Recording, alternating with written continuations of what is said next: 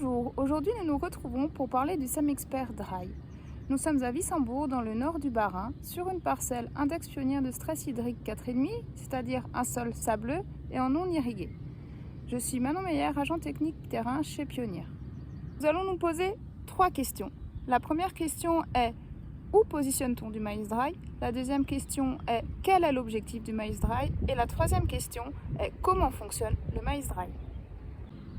Pour répondre à la première question qui est: où positionne-t-on du maïs dry?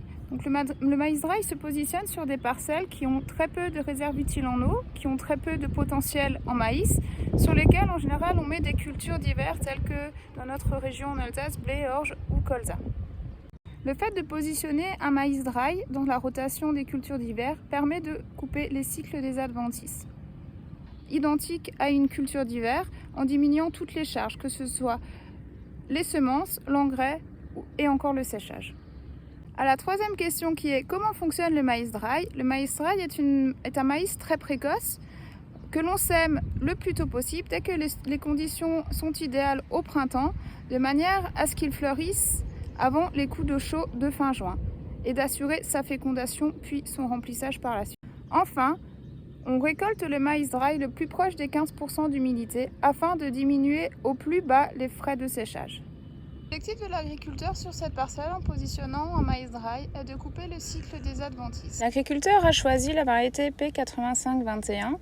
Elle a été semée le 29 mars 2022 dans de bonnes conditions, bonne température et ressuyage du sol, et a une densité de 72 000 pieds hectares. En effet, nous sommes sur une parcelle sableuse en non irriguée qui avait des cultures d'hiver jusqu'à présent comme blé, orge, colza. Aujourd'hui, nous sommes le 24 juin 2022 et nous pouvons voir que les maïs sont en fleurs. La panicule est présente, les grains de pollen sont visibles et les soies apparaissent.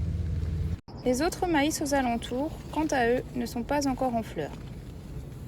J'ai déterré un pied et nous allons observer la programmation de l'épi. L'épi est bien là. Maintenant, le pollen va féconder chaque soie et chaque soie va donner un grain de maïs. Après comptage, nous sommes à 18 rangs et 36 grains par rang. Maintenant que vous savez ce qu'est le SemExpert Dry et le maïs dry, si vous avez des questions, n'hésitez pas à me contacter. Bonne journée!